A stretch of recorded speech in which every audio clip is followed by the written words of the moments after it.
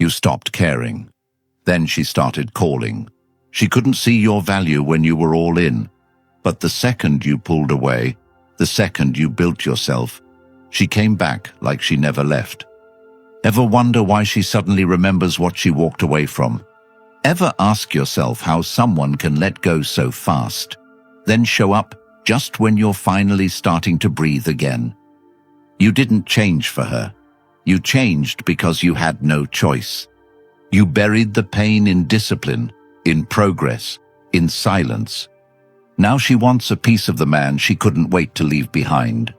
And if you've ever asked, should I reply? The answer lies in what she really wants, not what she says. If you've been through this, comment, "I'm done chasing." This one's for you. Today, we're breaking down the brutal reasons why she comes back after you let her go. Number 1, she sees you moved on. She sees you moved on, and it eats at her more than she'll ever say out loud, not because she truly values you now, but because the control she once held over your attention, your emotions, your hope, and your effort has finally slipped from her hands, and she wasn't ready for that. She underestimated the moment you stopped checking her stories, the day you didn't reply, the silence that wasn't staged but earned, and that distance you built wasn't punishment. It was progress that grew so quietly.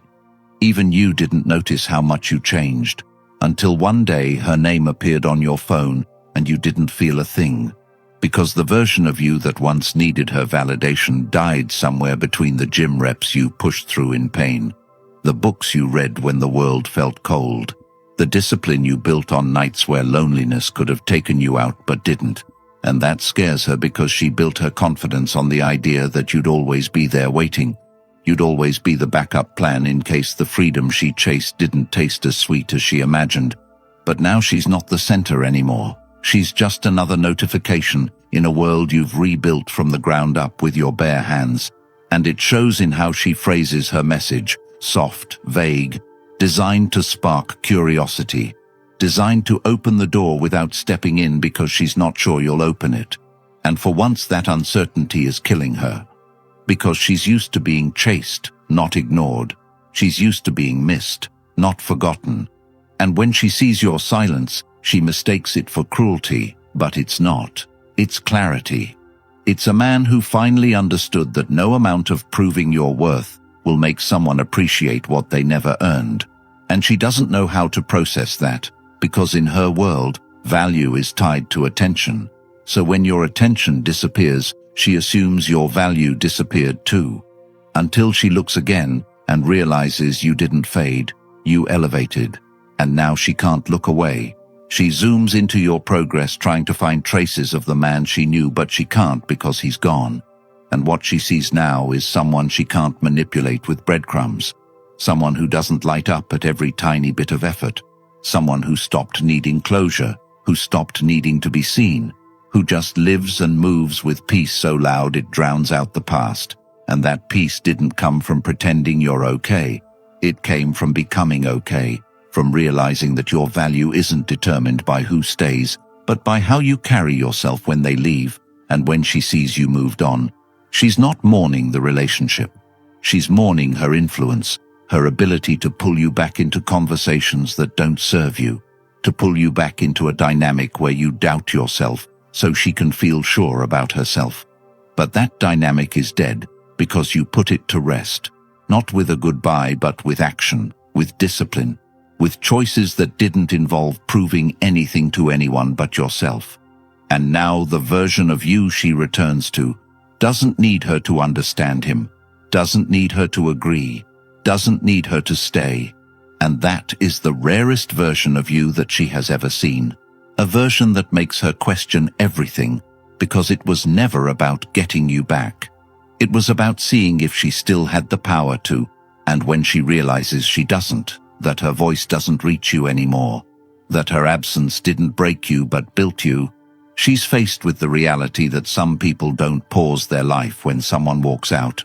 Some rebuild it better, and that's you. Because when she sees you moved on, she's not seeing a man who found someone new. She's seeing a man who found himself, who didn't collapse when the one he wanted left, but instead rose. And in that rise, she's confronted with a truth she never planned for. She wasn't the reason you glowed. You were always the fire. She just stood close enough to pretend it was her light. And now that you've moved on, she has to see you shine from a distance she can't cross anymore. And that's a loss she'll carry silently, while you keep winning loudly in results and quietly in peace. And if that shift in energy is something you felt but couldn't fully explain, it's because no one ever taught you how to let go with strength and rebuild with purpose. And that's exactly why the Stoic relationship blueprint was created. Because every man who's been through heartbreak, confusion, or emotional manipulation deserves a guide back to himself. This isn't just a book. It's a blueprint built on timeless Stoic principles that will change how you move forever, not just in relationships, but in every part of your life.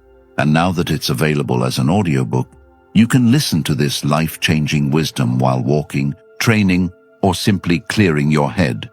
Because the transformation you've been waiting for isn't in another person. It's in the way you choose to respond, to detach, to rise. And the best part is, once you have the book, it's yours for life. Yours to revisit anytime you need strength, clarity, or a reminder of what you're really worth. So if you're ready to stop repeating cycles and start leading your life with discipline, power, and peace, the link is waiting for you in the comments. Tap in, reclaim yourself, and never look back. Number 2. She misses the attention. She misses the attention not because she truly values you as a person, but because she values the role you played in propping up her identity. Her self-worth was tied to how much of yourself you gave away without her having to earn it. And when you pulled back, she didn't feel the absence of love. She felt the absence of control, because to her your attention was a mirror. She stared into to feel good about herself, not a bond she respected. And now that it's gone, she feels less important, not just to you, but to herself.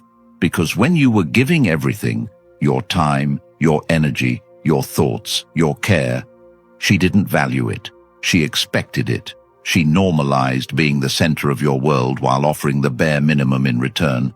And when that supply line was cut off, she wasn't ready.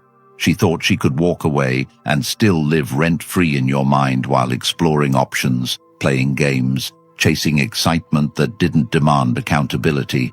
But what she didn't expect was your silence to be real, your healing to be genuine, your progress to be sustained. And that shook her, because most people don't stay gone when love gets hard. They fold, they beg, they chase. But you didn't. You stood up.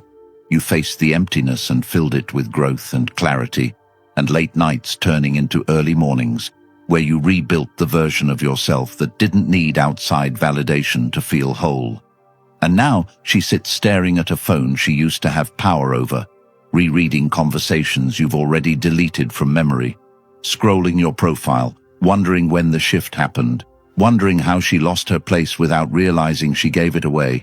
And the truth is, you didn't take anything from her. You just stopped feeding a cycle where you were always the giver, and she was the beneficiary of your kindness, your patience, your empathy. And now that space feels cold to her, because her ego was fed by your devotion, and now it's starving. And in that starvation comes the illusion of love. She convinces herself she misses you, but what she misses is who she got to be when you were around. Worshipped, chased, prioritized, forgiven. And she wants that back, not because she wants to give anything in return, but because attention has become her comfort drug and you were her dealer, always available, always loyal, even when it hurt you, even when it made you question yourself. You kept showing up for someone who didn't show up for you. And when that dynamic broke, she didn't reflect.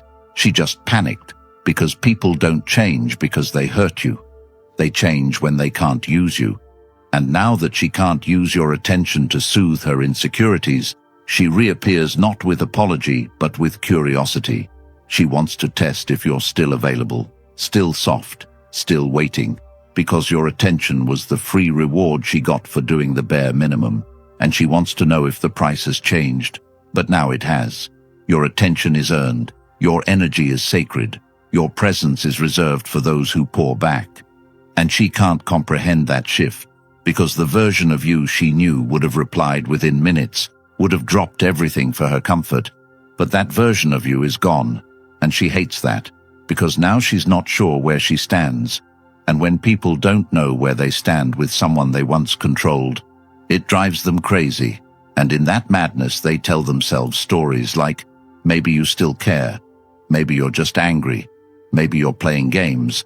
But the truth is, you're done, not out of bitterness, but out of wisdom, because you finally understand that attention is the currency of power, and you gave it away too easily, and now you guard it, not like a weapon, but like a treasure. And anyone who wants it has to prove they're not just taking, they're giving too. And if you want to make this shift permanent, if you never want to fall back into the trap of giving your light to people who walk in and out as they please, then start by understanding this. Your attention must serve your vision, not their comfort. And every time you respond to someone who took you for granted, you set yourself back, not because they're evil, but because you're still anchoring your value to their recognition. So stop. Build a life where your presence is felt whether you're online or not. Build habits that make you proud in private. Say no to people who only show up when it benefits them. Train your mind to see red flags not as challenges, but as stop signs. And don't negotiate your peace to be noticed. Let them miss you. Let them wonder, but you stay focused. Stay building, stay cold where it matters, and warm where it's deserved, because your attention isn't a tool for their ego. It's a reflection of your focus, and once you direct that inward, nothing outside of you can break what you've built. Number 3. She regrets losing control. Control doesn't always look like screaming or gaslighting or ultimatums. Sometimes it wears a soft voice and delayed replies and vague words like, I need space, or I'm confused. Sometimes it looks like pulling you close, then pushing you away just to see how much you'll crawl. Sometimes it's disappearing just to check if your loyalty is stronger than her inconsistency. And when it stops working, when your responses change, when you stop showing up the same, that's when regret creeps in. Not the kind born from love lost, but the kind rooted in losing power. Because for too long you gave her all your best pieces while she tested your patience like it was disposable. You tolerated silence, excuses, half-effort, and still treated her like a queen, hoping she'd see the king in you. But she didn't. She saw someone she could mold, bend, and shape into an emotional sponge who soaked up every insult and still called it connection. And when you finally stepped back, not as a tactic, but because your soul couldn't take it anymore, the shift happened, not in her behavior, but in her perception of you, because you were supposed to stay broken, waiting, always available. But now you don't text first, don't double-check if she saw your message, don't explain your boundaries anymore. You just live, you just move. And that movement scares her because it's not built on trying to fix the relationship. It's built on fixing yourself. And when control disappears from someone who relied on it to feel safe, they don't reflect. They react, they reappear, not with honesty, not with apology, but with confusion disguised as curiosity, a message that looks innocent but is designed to pull your focus back onto her. And if you bite, if you answer, if you engage, she'll test again, because she doesn't want peace. She wants reassurance that you're still orbiting her world, even when she stopped inviting you in. And when she realizes that orbit is broken, that gravity no longer pulls you in, that you finally saw her patterns for what they are, emotional traps laced with affection and withdrawal, she regrets it, not the relationship, but the fact that she no longer owns the outcome. And this is where most people fall back in, hoping the regret means change, hoping the message means maturity, but it doesn't. It means the leash snapped, and she wants it back in her hands. But you've changed, not because you got lucky, but because you chose to see clearly, chose to listen to the silence not as a punishment, but as an invitation to reflect, chose to face the nights alone instead of reaching for someone who only loves you when it's convenient. And if you're still in that space where you're tempted to respond, remind yourself how many times you gave everything and were still told it wasn't enough. How many times you were made to feel like your love was a burden, not a gift. How many times you sat in confusion while she danced with freedom and still expected you to stand still. That wasn't love.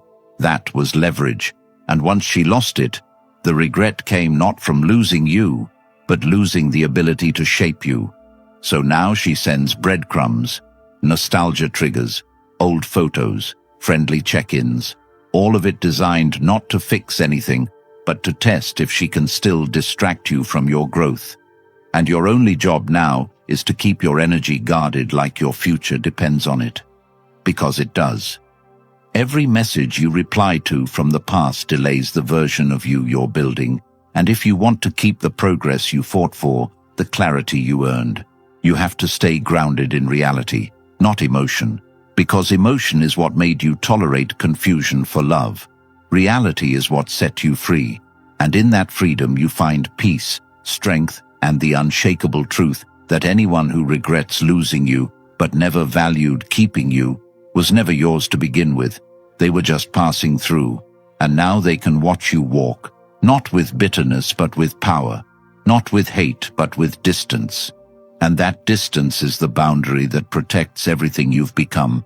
Because when someone regrets losing control, they don't regret the pain they caused you. They regret losing access to your response.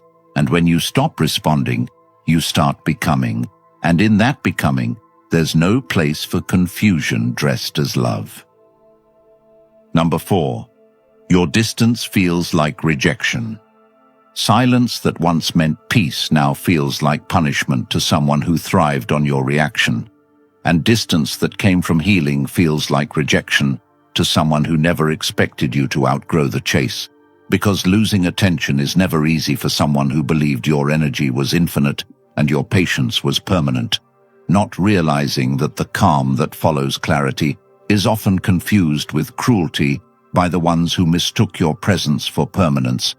And now, the very absence that protected your peace triggers every insecurity that once hid behind her confidence, and no explanation is necessary when actions have already spoken louder than words ever could, because nothing hits harder than being ignored by the same person who once answered without hesitation. And it's not the loss of love that stings.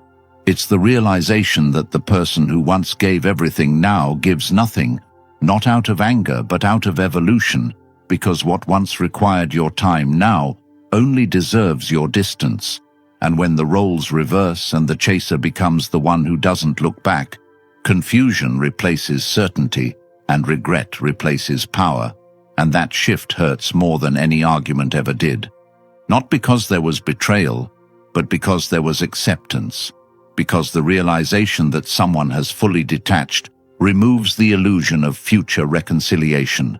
And that's when reflection begins, not for healing but for control, not to apologize but to re-establish relevance.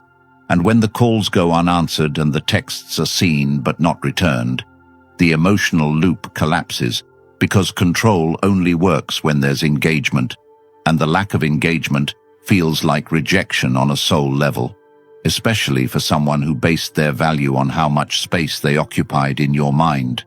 And the new version of you doesn't just move different, it thinks different, it responds different. It no longer feels the need to explain what's already understood internally, because peace doesn't argue and growth doesn't beg. And now every silent moment is a reminder that the pedestal she once stood on has crumbled, not from rage, but from reality, from the understanding that love without reciprocity is self-abandonment. And now that self is fully reclaimed, and the man she once knew no longer exists, not because he died, but because he was reborn through discipline, through self-respect, through choosing dignity over desperation. And if there's anything that feels like rejection to someone who took you for granted, it's watching you thrive in a world where they are no longer needed, watching you smile in rooms where they thought their presence was required, watching you enjoy your life without chasing validation from someone who withheld it like a reward. And the greatest insult to someone who thought they were irreplaceable is not revenge or rage, it's indifference. It's when the energy they once controlled now belongs to your purpose, your path, your process. And now every part of your life becomes a quiet reminder that they were not the source of your glow. They were just a part of the timeline that ended. And if the distance feels like rejection, it's because deep down there's recognition that the emotional leverage is gone, and with it the attention that fed their ego. And the longer the silence stays, the louder it speaks. Not in anger, but in clarity. Not in games, but in boundaries. And when they finally realize that what they once dismissed is now untouchable, it's not your absence they mourn, it's their access. Because your peace isn't a punishment, it's a decision to no longer play roles in stories that end with you empty, a decision to stop chasing what constantly runs, to stop bleeding for what barely notices your scars. And if that decision feels like rejection, then let it, because protecting your energy from people who only value it in scarcity is the beginning of every breakthrough you never knew you needed. Number 5. She wants to stay relevant. Losing access doesn't always bring regret over the relationship itself. It often brings panic over no longer being visible in the places she once felt entitled to occupy. And staying relevant in your world becomes a mission once the doors close and the attention dries up. Because being forgotten by someone who used to prioritize you hits deeper than any breakup ever could, especially when the attention used to flow freely, daily, unconditionally, and without effort. Because in that dynamic she didn't have to earn her place, she just had to exist. And now that existence no longer carries the same weight in your life, the shift becomes undeniable. Not through words, but through actions, through the lack of updates, through the change in tone, through the energy that's now redirected into your goals, your health, your growth, your silence. And what once made her feel significant now feels like a fading memory. She can't grab onto anymore.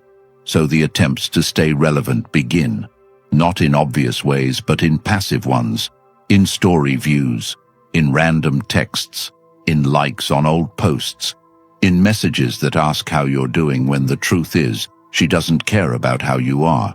She cares that you've learned to live without her, that you've adapted to her absence, that your world kept spinning without her validation, and that kind of growth, that kind of evolution. It rattles people who believed they were your emotional center, and the idea that someone could once give them the world and then take it back without a scene is something they never prepare for, because losing love is one thing, but losing relevance in someone's life is an ego blow. Few are equipped to handle, and relevance is what she really chases when she comes back, not because there's love she wants to rekindle, but because there's influence she wants to reassert. And when the calls aren't answered, and the texts are left unread, and the space she once controlled is now filled with your priorities, your discipline, your inner work, that silence becomes a reminder that she no longer gets to pull strings in your story. And for someone who's used to being noticed without effort, that reality bites. And so she tries to re-enter not with apology, but with familiar cues, with humor, with nostalgia, with casual energy designed to bypass accountability and test your emotional availability. And that's where most people fold, because the test isn't whether she reaches out. The real test is how you respond when she does, because every response is a vote for the version of yourself you want to keep. Will you vote for the healed version, or the version that still craves validation from the person who denied it? And the solution is brutal but simple. Choose yourself even when it's tempting not to. Stay focused on the man you're becoming instead of the boy she remembers. Remind yourself that relevance without reciprocity is just emotional noise. And if she wants to be in your life now, she has to meet your standards now, not rely on the comfort of history or the residue of old emotions, because people who only show up when they feel forgotten are not there to build with you. They're there to feed on the idea that they still matter in a world that no longer needs them, and that isn't connection, that's control through presence. And presence without purpose is distraction dressed as intimacy. And if the goal is peace, relevance is not something you owe anyone who couldn't hold space for you when you were broken, because the version of you she left behind was the one that begged for love. This version is the one that creates it internally, that builds joy through consistency, discipline, and real boundaries. And staying relevant is a poor substitute for showing up with intention. And when she sees that her absence didn't destroy you, but refined you, the panic sets in, not because she sees your worth, but because she realizes she lost her position and someone else will receive what she took for granted. And if your self-worth is still attached to who sees you, who checks up on you, who remembers you, then healing hasn't finished its job yet, because true healing doesn't crave to be seen by the person who once overlooked you. It creates a life where your visibility isn't dependent on someone else's eyes, but on the quality of your own vision. And in that life, you don't chase relevance. You become too focused to even notice if someone is watching, too driven to turn around, just because someone from the past wants to test if they still hold space in your heart. And once that power shift happens, once she realizes her attempts to stay relevant are met with indifference instead of interest, with focus instead of flattery, with boundaries instead of access, the message becomes clear, not through words, but through who you are now, and who you are now doesn't need to prove anything to anyone who only values you when your absence becomes louder than your presence ever did. Number 6. You're winning without her. Winning without her isn't about revenge or trying to make her jealous or playing some emotional chess game to get the last word. It's about realizing that healing doesn't have to be loud to be powerful. It doesn't need an audience to be real, and progress that starts in silence speaks louder than any message you could ever send, because there's nothing more magnetic than someone who no longer performs for validation, someone who doesn't move to be seen, but moves because standing still is no longer an option. And the moment life forces that shift, when the pain breaks your patterns and forces you to look inward instead of outward, that's when everything starts to change. Not immediately, not perfectly, but permanently. And the day you stop explaining yourself and start applying yourself, she begins to feel what she never expected. The reality that the version of you she dismissed now exists beyond her reach, and every small win, every early morning, every rep in the gym, every book you finish, every task you stay consistent with, every time you sit with the discomfort and choose growth instead of escape is a victory she can't undo. Because she thought she could leave and you'd stay stuck, that she could exit and you'd wait frozen in emotional limbo, that you'd pause your becoming just in case she ever wanted to return but you didn't. And that quiet decision to evolve instead of entertain her confusion is what shifts the power forever. Because now she's not watching a man who's chasing, she's watching a man who's becoming, and becoming isn't cute, it's not flashy, it's uncomfortable and lonely and thankless at times, but it produces something rare, peace that doesn't depend on another person's presence, and confidence that doesn't come from being chosen, but from choosing discipline daily even when no one claps. And when that consistency compounds, it reflects in your energy, in the way you speak, walk, think, respond, and even in what you no longer tolerate. And she sees it not through conversations, but through what you no longer react to, what you no longer reach for. And that indifference speaks louder than any silence ever could, because it's not cold, it's clear, and clarity doesn't beg, it builds. And now the life you've built doesn't have a spot reserved for someone who only valued you when it was convenient, because your days are full now, not with distractions, but with design. And you don't need external drama to feel alive, because your purpose breathes life into your schedule, into your actions, into your momentum. And every time she checks your page or hears about you through someone else and realizes you're not just okay, you're thriving, it's not your smile that bothers her, it's the peace behind it, the peace she never gave you, the peace she may have even interrupted. And now that peace is your standard, not a phase. And that's when the regret sets in. Not because she wants to build, but because she wants to matter again. And when she realizes that your life has no space for people who don't bring value, who don't protect your energy, who don't match your standards, she either levels up or backs off.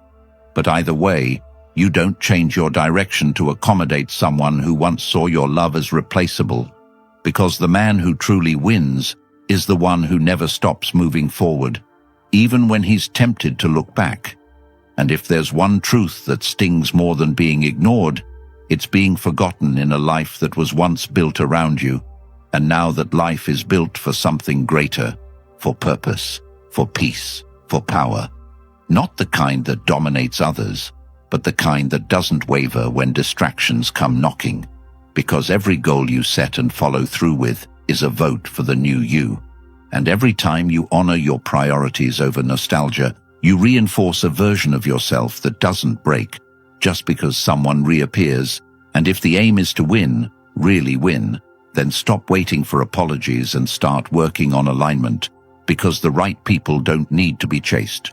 They choose you because they see your focus and respect it. And those who don't see it never deserved your energy to begin with. So let the past stay in the past. Not because you hate it, but because you outgrew it. And growth is the ultimate win. It doesn't scream or post or prove. It just walks past what used to destroy it, with a calm so steady it leaves no room for confusion. And the life you're building now, the one where your peace is your priority and your standards are non-negotiable, that life is your reward, not because she left, but because you didn't stay where you weren't seen. And that decision to walk forward without needing to be understood, praised, or acknowledged is what makes you unstoppable. And when she sees that, when she truly sees that, she'll know she didn't lose the old version of you. She lost access to the evolved one. And that's a loss she'll carry silently while you keep winning loudly in results and quietly in peace. You already know the truth. She comes back when she no longer controls you. But the real power is making sure you never hand that control over again. And that starts with reprogramming everything this world taught you about your value as a man. Because society thrives on you staying lost, emotional, easy to manipulate, and the last thing it wants is for you to discover the strength that comes from mastering your emotions and walking away with peace in your chest and purpose in your steps. And that's why the Stoic relationship blueprint exists, filled with timeless principles that will shake you awake and show you exactly how to rebuild into the kind of man who never chases chaos again. And now that it's available as an audiobook, you can feed your mind with real wisdom while walking, jogging, or building yourself in silence. The link is in the comments. Grab it now, hit like, subscribe, and comment, "I choose discipline," if you're ready to stop losing years to games and start living with power that no one can take from you.